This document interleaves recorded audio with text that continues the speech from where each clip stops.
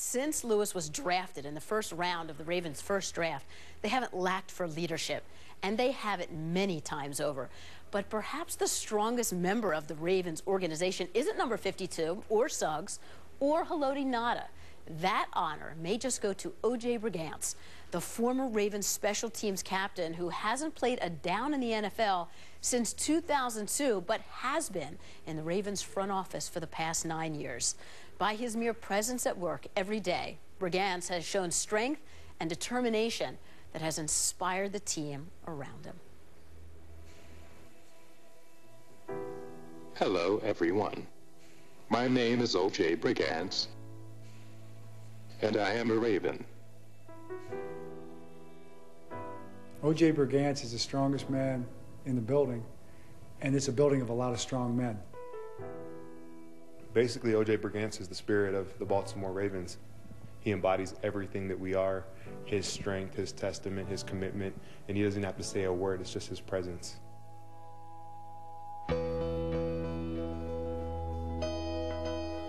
In 2000, I was the special teams captain on the Ravens team that went to the Super Bowl. And he is corralled by O.J. Brigance.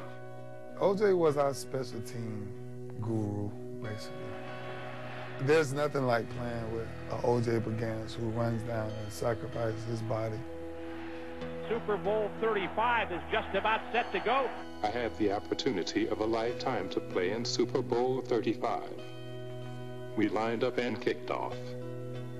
As I started running, I remember seeing all off the camera flashes.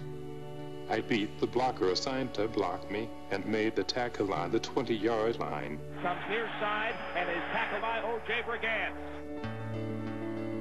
That tackle sent a message to the Giants and the world that the Ravens had come to play.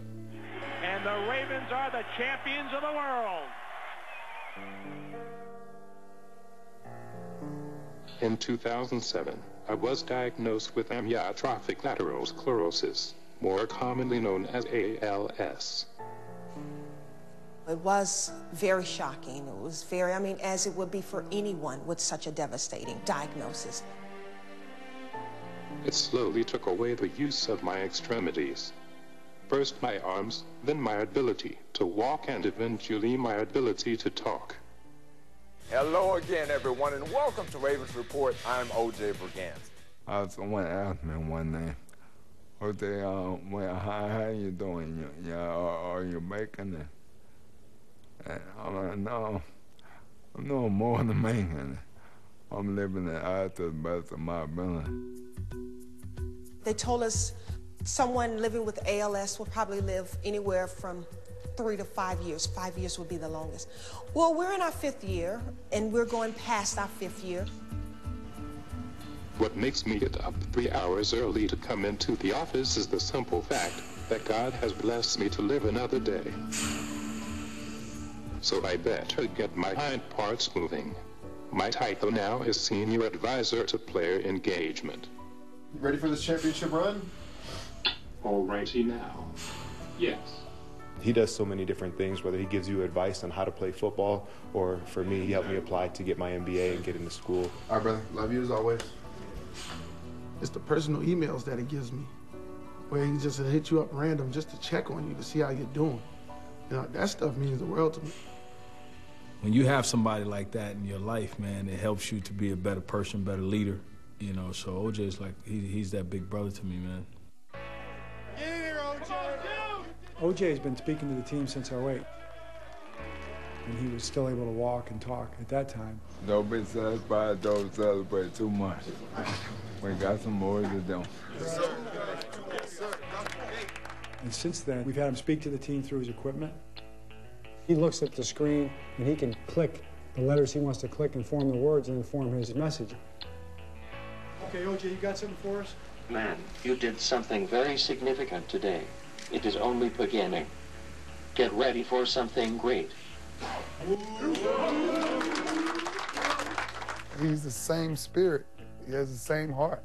He told us, I don't want you guys to look at me different. That's why I still mess with him to this day. And there's something about you that's always inspired me to be a better man. Happy birthday. I love you a million times, bro. All right. Glad to serve.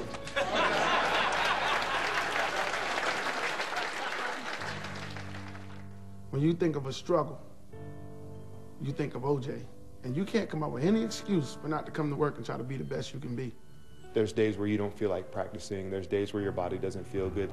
And then O.J. comes up in his wheelchair and he already has a message for you. And the message is, hey, how you doing? Or come talk to me, or how's it going? He was one of the toughest, strongest warriors to play football in this league. And yet by his attitude, been made great through this weakness. We can refuse to see it if we want. We can put it at arm's length if we choose to, but it's right there for all of us to see, and I know that we've all grown from it. Regardless of what we go through in life, there is always purpose wrapped within the pain. It all boils down to this. Every triumph and tragedy in my life has served as preparation to stand firm in this moment, to take what many perceive as an unbearable circumstance and impact the lives of others. And to be clear, O.J. moved to the Ravens front office before he was diagnosed with ALS. He's been an invaluable member of the organization always, and Trent Dilfer is here with us because, Trent, you were his teammate. You got to experience his strength, firsthand. Well, obviously that piece talks about something so much bigger than football, talks about influence, and hopefully here at ESPN you have so many great players talking about football, and hopefully the perspective we give sometimes is what football gave us and the power of the game, and really the power of the game is in the relationships. And I look at my time in Baltimore as one of the great life-changing experiences for me, not because of what happened on the field, because of the people I was around. And what Ray Lewis did for my life, we talked about that this week with him retiring, but what O.J. did. O.J. taught me, and you saw it in that piece, the value of influence, and we all have influence, but that every single day, our actions, our attitude, our effort, our energy is going to either positively or negatively influence somebody. And O.J. had a tremendous influence on all of us that were his teammates. And O.J. taught me and all of us on the Baltimore Ravens teams, too, that, there's all kinds of leaders in life and football. But there's thermometer leaders, those that react to the environment around them, and then there's thermostat leaders, guys that set the temperature. Mm-hmm. It doesn't matter of circumstances. They come every single day with an energy to them, an influence to them that just changes the room. And that was O.J. I mean, he touched us in so many levels. I texted my wife right before the piece came on, and I just said, hey, any thoughts on O.J. you want me to share? And her simple message back was life-changing. I mean, he's a life-changing type of human being, and it's just so awesome to sit there and watch him flourishing in his circumstances, not just surviving them. Yeah, says it all. And anyone who spent time around the Ravens organization knows, I mean, you nailed it, that it feels like family. After his diagnosis, O.J. founded the Brigance Brigade Foundation to help people living with ALS. And O.J. is there. He's there today at M&T Bank Stadium, as always, a fixture, an inspiration. And the Ravens, so much to play for today and every day, inspired by the strength, very, very special man.